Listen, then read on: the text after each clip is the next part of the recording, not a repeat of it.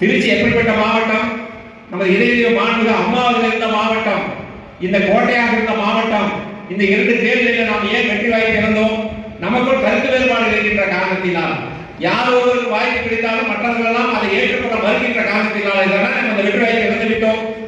மீண்டும் 26 ஒரு சூழ்நிலை வந்துவிட்டால் நாம் இயக்கத்தில் இங்கே இருக்கிறவர்களை காப்பாற்றுவதற்கு யார் இருப்பார் என்பதை நீங்கள் ஒவ்வொருவரும் சிந்திப்பீர்கள் என்று சொன்னால், நம் உடம்பிலே ஓடுவது அண்ணாதிமுக ரத்தம் என்பதை மட்டும் நீங்கள் மறந்து விடாதீர்கள்.